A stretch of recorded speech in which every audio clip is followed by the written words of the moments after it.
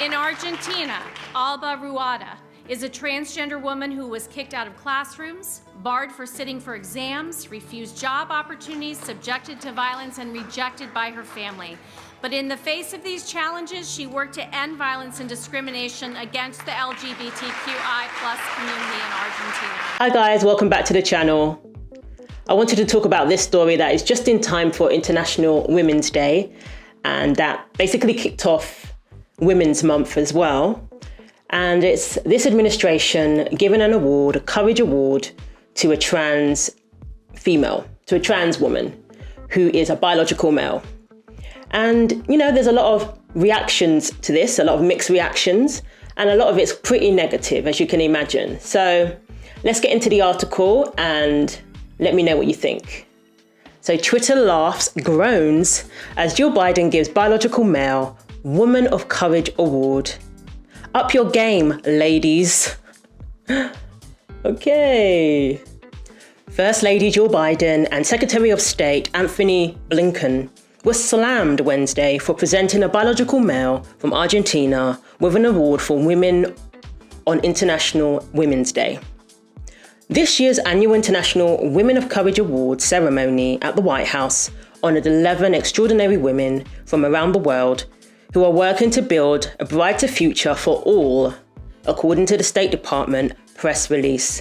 Argentinian Alba Rueda was introduced at the ceremony as a transgender woman who was kicked out of classrooms, barred for sitting for exams, refused job opportunities, subjected to violence, and rejected by her family.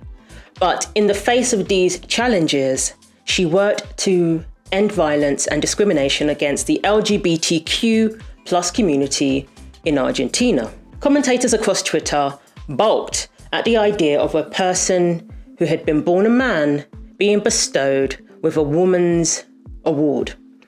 Governor Sarah Huckabee Sanders said, "It's International Women's Day, a good time to remember that Democrats can't even tell you what a woman is." That's actually true. Nice for the FLOTUS to encourage the diminishment of women on International Women's Day. Erasing women is abusive.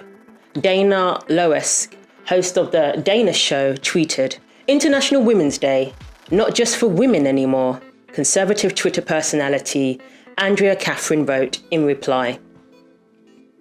Apparently, men are a lot better at being women than women are. Step up your game, ladies, Derek Hunter joked. "We are not a serious country," Common Sense Society's Christopher Bedford responded.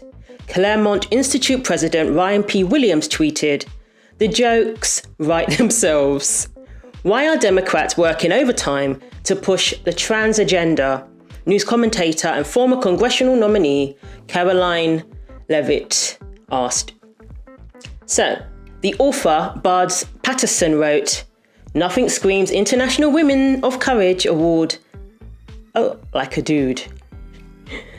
This is disgraceful and unacceptable." Republican National Hispanic Assembly National Editorial Board member and podcaster Jennifer Barreto Leiva tweeted. So, Rueda currently serves as Argentina's Special Envoy for Sexual Orientation and Gender Identity in the Ministry of Foreign Affairs, International Trade and Worship. The State Department said Rueda had actively campaigned to change the name of the National Women's Conference to the Plurinational Conference of Women and Lesbian, Cross-Dresser, Transgender, Bisexual, Intersex, and Non-Binary persons to include diverse, dissident, and racialized identities. What? Okay. I mean, that tells me that people are never going to be satisfied, no matter how you bend over backwards for them in regards to accommodating certain groups. That tells me they will never be satisfied. And what this tells me is, number one, what this administration's priority is. That's their priority at the moment. And we've seen how they've basically said how important diversity is, rather than who is competent, who is going to be the best at the job. And we've seen a few, what has been called affirmative action hires. And it's not working out too well because they don't seem to be the most competent of people. Because again, getting in the diversity seems more important than who's best for the job. They want to tick boxes. Now with this, again, it's almost like we want to give the award to a trans woman. That sounded like it was a specific goal of theirs. They want to give it to a trans woman. And this is not the first time we've seen, awards being given to trans women that are typically for women, awards set aside for biological women.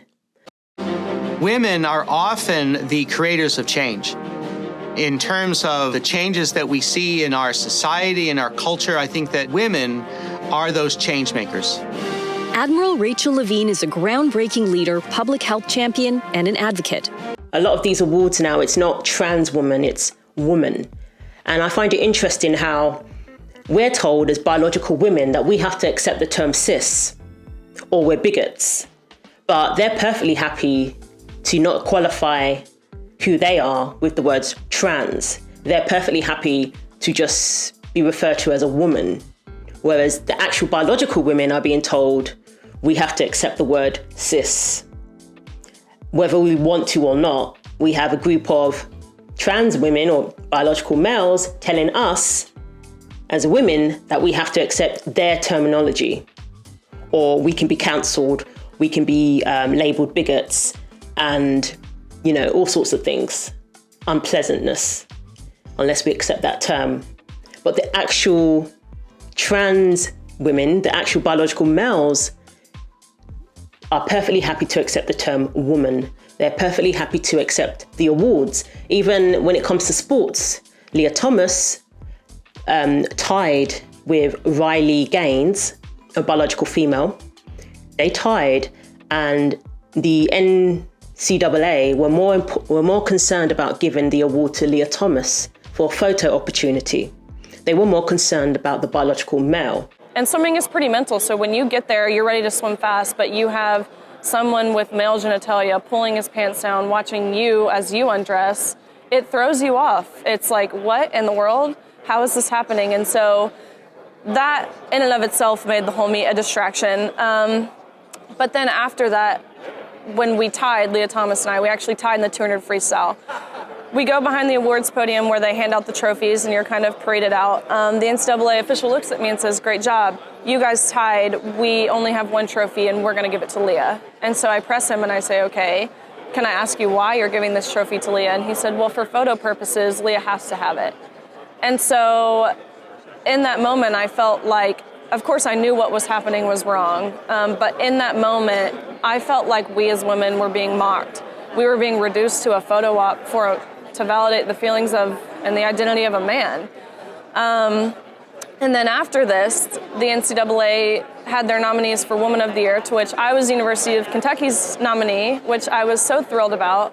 But then when the NCAA released the full list, I saw that Leah Thomas was nominated also for Woman of the Year, which totally devalued that award for me as well. And Riley, was basically her needs, her concerns weren't a priority to them. And this is what it seems to be now. And I find it interesting how the whole trans movement seems to be hijacking a lot of other movements, in particular movements for people of color when it came to, civil rights and equality for Black Americans. I'm finding that the trans movement is kind of infringing upon that now. And it's almost, they want it to be synonymous. They want it to be synonymous with fighting for, rights pertaining to Black people. And to the point where I've heard they even claim that, if you don't accept certain trans ideology, it's tantamount to being a racist. It's basically being put in that same light. And, even with the whole BLM, turns out most of the money went to trans causes under the guise of collecting money to raise money for, Black men who had been killed at the hands of the police. So I find it interesting again. I mean, this person absolutely I'm sure has been through a lot in Argentina. I'm not taking away from that. A women's award on International Women's Day during International Women's Month, it is a slap in the face to biological women. And it's once again another example of something that is meant for women being given to biological males. There's no way around that. That is exactly what that is. And there are many examples now. And if the feminists are okay with this, then just be prepared for what that means. Not just for you, but for your daughters in the future. And we've spoken about financial implications and opportunities, such as scholarships, such as accolades that were meant for women when it comes to sports are now being taken and being given to biological males who have an unfair advantage. That's where we're at today.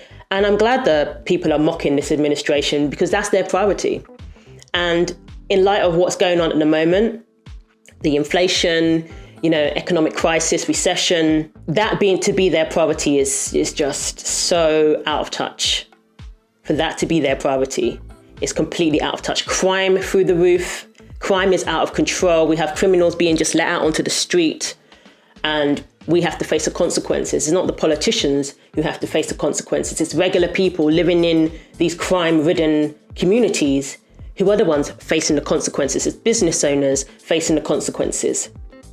But their priority is the whole,